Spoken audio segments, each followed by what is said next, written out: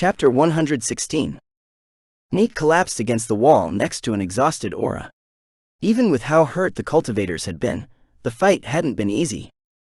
It was not easy to hop multiple realms. Powerful weapons could do a lot, but even they had their limits. Aura had been forced to do most of the work on the more uninjured cultivators in the group. The payoff had been worth it though. The rainbow orbs he had collected afterward had been very helpful toward his cultivation. The other items had been equally good in that regard. There had been more variety than normal in what he got, as the items were coming directly from the cultivators. The dungeon was still improving them each time, but they were definitely coming from the people. He recognized many of the items due to how closely they resembled the original pieces. The colors changed and the shape had often gone through a minor shift, but knowing where they had come from, the similarities were obvious to his eyes. To anyone else, he doubted that would be the case. He would have plenty of items to go through later. Most of it would end up going to his parents. There were one or two pieces that he wanted to look at more closely before deciding. That could wait for a time when his mind was working better. At the moment, it was all he could do to keep his eyes open. Aura disappeared into his chest as he opened the menu on the computer attached to his wrist and closed his eyes, falling properly asleep. When he opened his eyes in the morning, Nate had a message waiting for him. It had actually appeared in the middle of the night, but he had been too busy to pay it any attention by that point. Then later, his mind had simply been too tired to process what it was saying. The dungeon core has been successfully upgraded to the 3rd level. All functions of this dungeon can now be primarily relegated to the dungeon core, though specific tasks will require permission from the administrator. At this stage, the core can maintain, strengthen, and slowly make improvements to the dungeon based on empirical data. The walls, floors, and overall material of the dungeon are now adjustable in strength by the dungeon core. There are 5 total levels for each dungeon core. Keep upgrading the core to discover the additional functions that await at each level. Well, that explained why more cultivators hadn't been coming at them then. Nate pulled up the cameras for the dungeon as he showered. The rooms that had been destroyed by the cultivators and by his own explosive traps had all been completely repaired. There were several groups of foreign cultivators that suddenly found themselves spread out in undamaged rooms with working traps. It looked as though they were still able to damage the dungeon to a small extent. The new level 3 dungeon core was able to repair the damage done to its walls, floors, and ceilings in such a short time that it hardly mattered. Downstairs he found the house silent and still. That was right. He didn't need to get ready for school that day. Until the call came for him to show up at the wall, he had free time. Despite that, he decided to follow his normal schedule for the moment and made breakfast. While he was eating, he pulled up his storage and began going through the items he had gotten throughout the night. There were several pieces of armor that he pulled out for all 3 of them. Since the original design had come from cultivator equipment in the first place, they could even wear them normally. The dungeon had still added its own enchantments to them, but they were hidden from view. They looked high class and would mold to the wearer's shape. The chest protection was a mottled black color, while the pants were an off-gray color. There were 2 other items of note. He had gotten a crossbow and a quiver for it. Both items he kept inside the storage for use with his avatar. It would be nice to have both of his actual weapons available to him each night. He enjoyed being able to use the gun and Kriegsmesser, but there was something to be said for stability and proper practice. He cleared away his dishes and laid out the new protective pants and armor tops for his parents on the table where they would see them. After that, he began working on his meditation model in the living room. He kept his phone close and had the TV on, but turned it down low. The city had detonated large swaths of buried explosives at different points around the perimeter of the wall. It was the first time he had seen any hint of the people of this world using explosives. From the camera footage, they seemed great at digging holes, but less useful at killing anything that had a core. Even with the extra help, the cultivators on the wall had barely managed to keep the beasts at bay throughout the night. The wall had suffered a lot of damage as a result of their inability. Not that anyone was really blaming them. Everyone had always known that nighttime was going to be the hardest period. The view on the screen split for a moment, showing the reporter on the top half, while below her was a panning shot of the horde. There were portions of it where you could see that it had shrunk or damage had been to the specific area. The reporter was talking about the amazing progress they had made.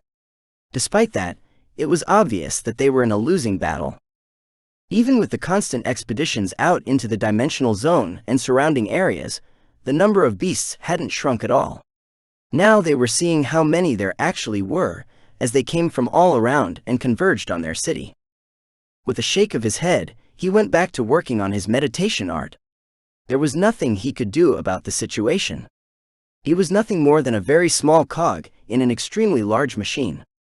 As a student, any contribution he could make was almost inconsequential, but it still added up in the end.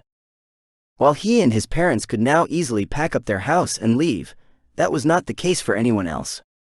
Angie and Lindsay's families both had rather large estates here in the city that would be utterly lost if the place was overrun. And while both families had holdings in other cities, so they would be fine, it would still be a blow. That wasn't even considering the massive loss of life. If the walls fell, then everyone inside the city would be doomed. The beasts didn't separate their victims between civilians and active cultivators. It would not be a pretty sight if they were forced to abandon the city. Unfortunately, it was not something he could control. It wasn't even something that Aura could control. These beasts were no longer really her family's subjects and wouldn't listen to her, even if she tried to command them. With a groan of annoyance, he stored all the work he had been doing on his meditation art and relaxed into the couch. There was too much going on at the moment, and he was having a hard time concentrating. He felt a little helpless at the moment and had no idea what to do. This wasn't some movie or anime where he could simply force himself to become stronger because things were getting serious. No, that process took time, and while he was definitely making progress, he wasn't quite there yet. And even if he hadn't been, one single realm advancement from him wasn't going to make a single bit of difference. There were thousands of cultivators out there on the walls right now who had several realms on him, and they were still struggling. The survival of their city wasn't going to come down to the actions of one teen with the memories of an adult. No, it was going to be a group effort. Nothing short of that would keep them alive. Nate felt the wall shaking beneath his feet as the dirt compactors went about their work, reinforcing the wall behind him. They were using large industrial-sized machines to do the initial pressing of the dirt down. Then behind them would come several specialized cultivators at a time, one of which he recognized as Alice, one of the people who joined them during their last expedition. They were each using affinity-enhanced energy skills to further compact the dirt to a rock-hard consistency. This would drop the overall level of the dirt by several feet in the new sections. So more dirt would then have to be brought in, and the process was repeated until the new section was level with the old one. It was a stopgap measure, but it was better than nothing. He waved to Alice, who gave him a tight, strained smile in return. That was really all he had time to do. The next barrel of bolts arrived for him to use, and he went back to work. The city always maintained a hefty supply of arrows and crossbow bolts. The other throwable weapons were less abundant.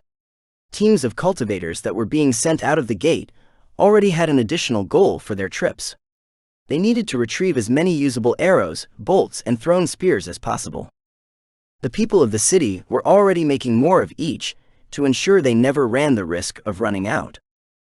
Looking down the line of the wall, he could see fewer people using non-standard weapons than the day before. There were a couple of them in key points, but that was it. Nate loaded the bolt and, leaning against the small parapet, aimed at whichever beast caught his eye at the moment. There were so many of them that there was no need to be choosy. He had been on the wall for a couple of hours already, and a feeling of doom had started to settle into him. The wave of beasts was never ending. Even the large energy skill attacks that had wiped out dozens at a time had done nothing to thin the horde. He fired bolt after bolt into the mass below, doing his part in keeping them at bay. Occasionally, he would use his energy skill Point Break whenever he saw a target get too close. The skill destroyed the bolt, but he held little hope in getting most of them back, regardless of what the city wanted. The people being sent out on expeditions didn't have any sort of storage items. That meant they were limited to bringing back what they could carry, and nothing more. He tried not to use his energy skills too much, as he needed his chi to pull the crossbow back into position each time as well. Ch.116 had attempted to use basic ties on the beasts a few times, in an effort to see if there was something controlling them. Each time, he had come up with nothing but a jumble of lines.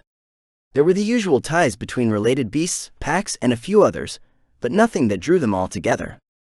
They were simply mad, infuriated because their precious safe havens and natural treasure spots had been destroyed.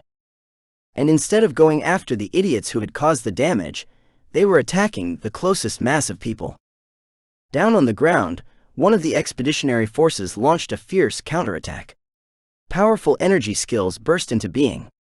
A couple were even augmented by the user's particular elemental affinity.